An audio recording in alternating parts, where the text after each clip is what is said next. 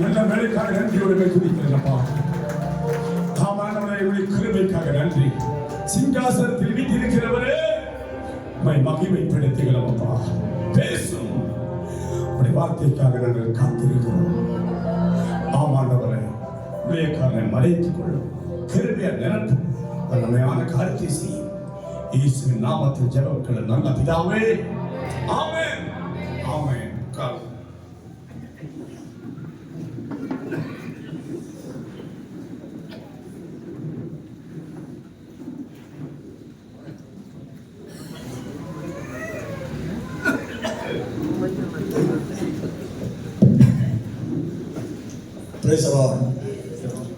ദൈവനാമത്തിന് മഹത്വം ഉണ്ടാകട്ടെ. കർത്തരുടെ പരിശുദ്ധ നാമത്തിന് മഹിമ ഉണ്ടാവதாக.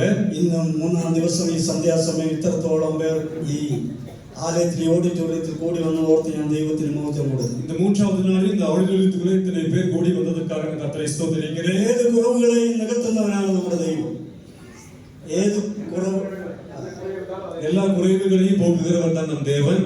നമ്മുടെ ദൈവം മാത്രമേ ഉള്ളൂ നമ്മുടെ കുറവുകളെല്ലാം നീക്കി തരുവാൻ, മാറ്റി തരുവാൻ. நம்முடைய தேவன் மட்டுமே அந்த குறைவுகளை மாற்றி தருகிறவர், அதை நீக்கி போடுகிறவர். ഉച്ചയ്ക്ക് നല്ല ദൈവവചനം നമ്മൾ കേട്ടു.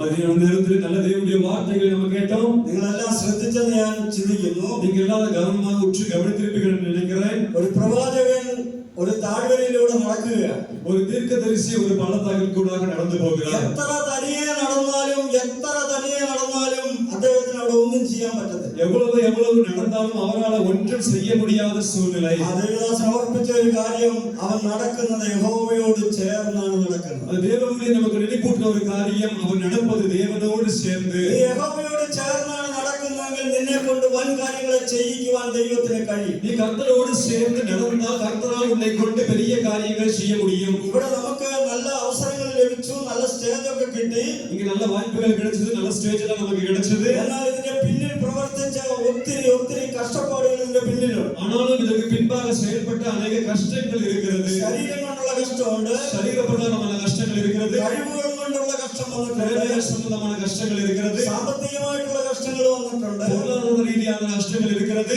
പ്രാർത്ഥനയിൽ നിങ്ങൾ നന്നായിട്ട് കഷ്ടപ്പെട്ടിട്ടുണ്ട്, ஜெபத்தில் நீங்கள் अनेक கஷ்டங்கள் பட்டிருக்கிறீங்க. ഉപവാസത്തിൽ നിങ്ങൾ കഷ്ടപ്പെട്ടിട്ടുണ്ട്. ഉപവാസത്തിൽ നിങ്ങൾ കഷ്ടപ്പെട്ടിരിക്കുന്നു. അതിന്റെ എല്ലാം കൂടെ ഫലമാണ് നമ്മൾ ഇന്നിവിടെ കണ്ടുകൊണ്ടിരിക്കുന്നത്. അവருடைய பலத்தை தான் நாங்கள் பார்த்து கொண்டிருக்கிறோம். അതുകൊണ്ട് പ്രാർത്ഥിച്ച നിങ്ങൾക്ക് എല്ലാവർക്കും ദൈവത്തെ സ്തുതിക്കാം. ഞാനിവിടെ പ്രാർത്ഥിച്ചിട്ടാണ് ഈ കൺവെൻഷൻ ഇത്രയും വിജയിച്ചത്. നിങ്ങൾ എല്ലാവരും നീ തുതിക്കണം. നാം ജപിച്ചതിനാல தான் இந்த கன்வென்ஷன் செய்ய இப்படி மாறினது என்று சொல்லலாம். ആരാധന നടത്തിയ ദൈവദാസൻ പറഞ്ഞു, ആരാധനയുടെ ദേവകൂടി എന്നോട് சொன்னார், അടുത്ത ചില മാസങ്ങൾക്കുള്ളിൽ അദ്ദേഹത്തിന് ഒത്തിരി യാത്രയുണ്ട്. அடுத்த சில மாதங்களிலே அவருக்கு நிறைய பயணங்கள் இருப்பதாக சொன்னார். നിങ്ങൾ അദ്ദേഹത്തിന്റെ യാത്രയ്ക്ക് വേണ്ടി പ്രാർത്ഥിക്കണം. நீங்கள் அவருடைய பயணங்களுக்காக ஜெபிக்க வேண்டும். ഇവിടെ വരുന്ന ദൈവദാസന്മാരുടെ ശുശ്രൂഷകൾക്ക് വേണ്ടി പ്രാർത്ഥിക്കണം. இங்க வருகிறதான தேவ ஊழியர்களுடைய ஊழியங்களுக்காக ஜெபிக்க வேண்டும். വരുന്ന നാളുകളിൽ അവരുടെ ശുശ്രൂഷകൾ വർദ്ധിച്ചു വരുമ്പോൾ ஒவ்வொரு நாளும் அவருடைய ஊழியங்களிலே பெருக்கம் வரும் பொழுது ധൈര്യത്തോടെ നിന്ന് പറയണം, தைரியமாக சொல்ல வேண்டும், ഞാനിവിടെ പ്രാർത്ഥിച്ചിട്ടാണ് ആ പാസ്റ്റർ അത്രയും നന്നായിട്ട് പ്രസംഗിക്കുന്നത്. நான் ஜெபித்ததுனால தான் அந்த பாஸ்டர் இன்னைக்கு நன்றாக ஜெபித்துக் கொண்டிருக்கிறார். നിങ്ങൾ എത്ര പ്രാർത്ഥിക്കുന്നോ അത്ര കണ്ട്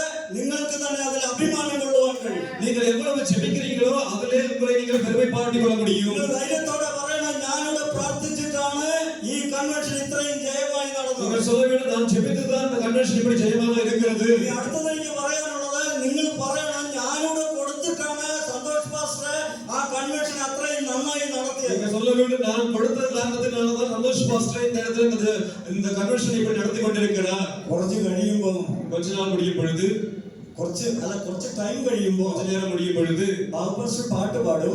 பாஸ்டர் பாட்டு பாடுவாங்க.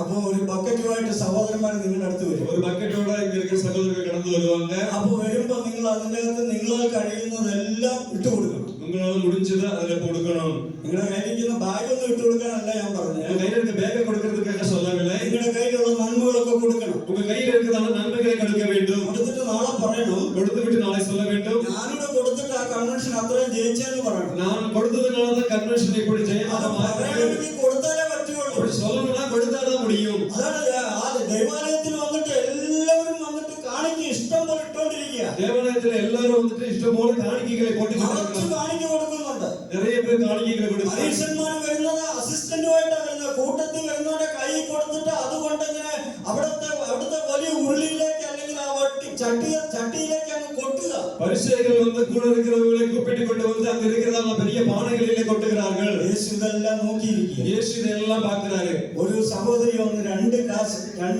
അതിനകത്ത് ഇട്ടു. ஒரு சகோதரி 2 காசு அதுல கொண்டு வந்து போடுறாரு. ഞാനിങ്ങനെ ആലോചിച്ചുകൊണ്ടിരിക്കുക. நான் இப்படி ஆலோசித்துக் கொண்டிருக்கிறேன். ഇപ്പൊ നിങ്ങൾ കാണിക്കുന്നത് ഞങ്ങൾ ആരും നോക്കുന്നില്ല. நீங்க எவ்வளவு காணிக்கை போடுகிறீங்க நாங்க யாரும் பார்க்கிறது இல்ல. ഇവിടെ നോക്കിക്ക് യേശു നോക്കിക്കൊണ്ടിരിക്കുക. இயேசு பார்த்து கொண்டிருக்கிறார். എന്നിട്ട് പറയുക, அப்படி சொல்றாரு, ആ സ്ത്രീ அந்த பெண்மணி അതിന്റെ ഉപജീവനം മുഴുവൻ ഇട്ടു. அவருடைய சொந்த சம்பாத்தியத்தை முழுவதுமாக அவர் போட்டார். സമ്പാദ്യത്തെ അല്ല പാസ്റ്റർ, சம்பாதித்தது அல்ல, ഉപജീവനം എന്ന് പറഞ്ഞാൽ அவருடைய നാളെ வாழ்க்கைக்கு என்னவெல்லாம் தேவையா இருக்கிறதோ அது மொத்தமாக அவர் போட்டார். ഞാൻ ഉദാഹരണം പറഞ്ഞു തരാം.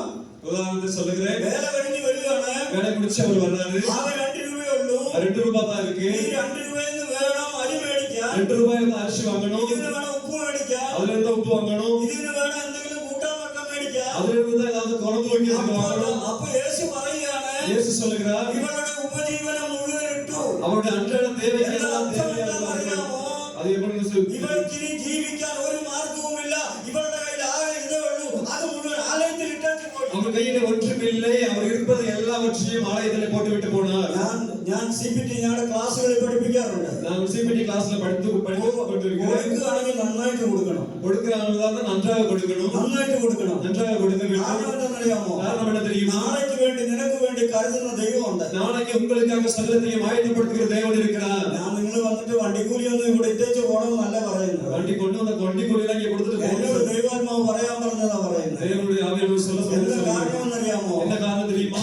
എവിടെ ഒരു സുവിശേഷീകരണത്തിൽ എവിടെ ഒരു വിജയം ഉണ്ടായാലും അതിൽ എനിക്ക് പങ്കുണ്ടെന്ന് പറയാനുള്ള ധൈര്യം നമുക്ക് எந்த വേണം. ஒரு சுவிசேஷத்தில் ஜெயம் இருந்தாலும் அதில் எனக்கும் பங்கு இருக்கிறது என்று சொல்ல ഞാൻ வேண்டும். പ്രാർത്ഥിച്ചെന്ന് പറയണം. நான் ஜெபித்தேன்னு சொல்லணும். ഞാൻ ഉപവസിച്ചെന്ന് நான் പറയണം. உபவாசித்தேன்னு சொல்லணும். ഞാൻ എന്റെ കയ്യിലുള്ള സമ്പത്ത് കൊടുത്തെന്ന് என் கையில் പറയണം. இருப்பதான சம்பாதித்தை ഞാൻ கொடுக்கிறேன். എല്ലാ നിലയിലും ആ ഊഴിയത്തെ സഹായിച്ചിട്ടുണ്ടെന്ന് പറയുവാനുള്ള ധൈര്യം നമുക്ക് நான் വേണം. எல்லா வகையிலும் அந்த ஊழியத்தை தாங்கிறேன் என்று சொல்லக்கூடிய தைரியம் நமக்கு உண்டாக வேண்டும். കാരണം എന്തെന്നറിയാമോ? காரணம் என்ன தெரியுமா? ഇതെല്ലാം നമുക്ക് ഒരേ ഒരു കാര്യം ഉണ്ടെങ്കിലേ നടക്കുകയുള്ളൂ. ஒரே ஒரு காரணம் இருந்தால் அது நடக்கும். എന്താണെന്നറിയുമോ? என்னன்னு தெரியுமா? ദൈവം നമുക്ക് അനുകൂലമാണെങ്കിൽ മാത്രമേ നമുക്ക് എന്തെങ്കിലും ഇവിടെ ചെയ്യാൻ പറ്റൂ. கர்த்தர் நம் பட்சத்தில் இருந்தால் மட்டும்தான் நம்மை கூட ஏதாவது செய்ய முடியும். മനുഷ്യൻ അനുകൂലം നിന്നാൽ അവൻ ഒരു പരിധി കഴിയുമ്പോ വിട്ടുകളയും. மனுஷன் நம்ம பட்சத்தில் പക്ഷത്തിലെ இருந்தாங்கன்னா அவங்க எல்லை வரைக்கும் എന്നാൽ இருப்பாங்க. ദൈവം നിനക്ക് അനുകൂലമാണെങ്കിൽ ഒരു നാളും മാറിപ്പോകത്തില്ല. தேவன் நமக்கு அனுகூலமாக இருந்தால் அது ஒருபோதும் மாறி போக மாட்டார். അപ്പോസ്തലനായ പൗലോസ് ധൈര്യത്തോടെ പറയുന്നത്, பவுல் அப்போஸ்தலன் தைரியமாக சொல்லுகிறார், ദൈവം എനിക്ക് അനുകൂലമെന്നല്ല പറഞ്ഞത്,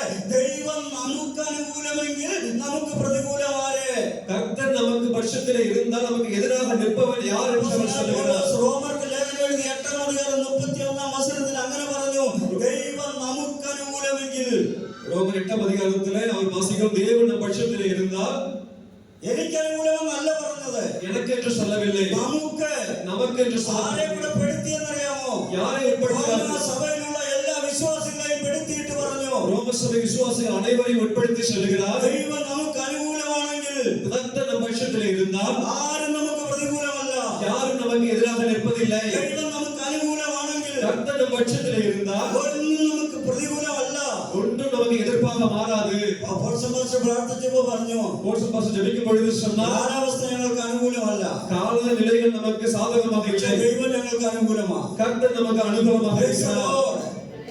ദൈവം നമുക്ക് അനുകൂലമാണ്. கர்த்தர் நமக்கு அனுகூலமாக ദൈവം இருக்கிறார். നിനക്ക് അനുകൂലമാണെങ്കിൽ, கர்த்தர் நம் பட்சத்திலே இருக்கும் பொழுது ദൈവം നിനക്ക് അനുകൂലമാണെങ്കിൽ, கர்த்தர் உங்களுக்கு அனுகூலமாக ദൈവം இருந்தால் നിന്റെ കുടുംബത്തിന് അനുകൂലമാണ്, உங்க குடும்பத்துக்கு നിന്റെ அனுகூலமாக, സഭയ്ക്ക് അനുകൂലമാണ്, உங்க சபைக்கு அனுகூலமாக, നിന്റെ ദേശത്തിന് നിനക്ക് അനുകൂലമാണ്. தேசத்துக்கு அது அனுகூலமாக, എല്ലാ പ്രശ്നത്തിലും ദൈവം നിനക്ക് അനുകൂലമാണ്. எல்லா பிரச்சனைகளையும் கர்த்தர் நம் பட்சத்திலே இருப்பார். നിന്നെ തോൽപ്പിക്കാൻ ആർക്കും പറ്റത്തില്ല. உன்னை தோல்வியடைய செய்வதற்கு யாராலும் முடியாது. ഉൽപ്പത്തി പുസ്തകം 26-ാം അധ്യായത്തില് ஆதியாகமம் 26-ാം அதிகாரத்திலே രാജാവായ അബീമേലെക്കിന്റെ അരികിലേക്ക് ഇസ്ഹാക്ക് ചെല്ലുകയാണ്.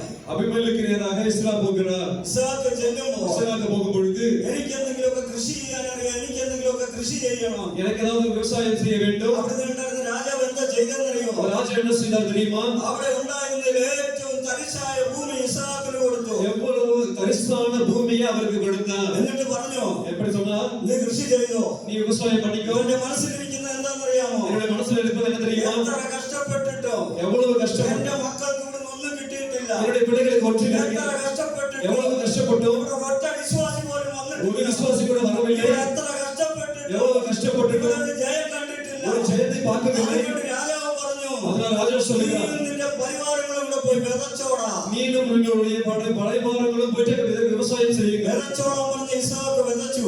இஸ்ராக்கு பயிர் செய்தார். എനിക്ക് വാക്യങ്ങളെല്ലാം വായിച്ച് പ്രസംഗിക്കാൻ സമയമില്ല. வசனங்களை வாசித்து பிரசங்கம் பண்ண நேரமில்லை. അതെന്താ സംഭവിച്ചതെന്നറിയാമോ? என்ன சம்பவித்தது അവിടെ தெரியுமா? എഴുതിയിരിക്കുന്നത് എങ്ങനെയാ? அது எழுதப்பட்டிருக்கிறது இப்படி, ഇസ്ഹാക്ക് ആ ആണ്ടിൽ ആ ദേശത്ത് വിതച്ചു. இஸ்ராக்கு அந்த தேசத்தில் விதைத்தார்.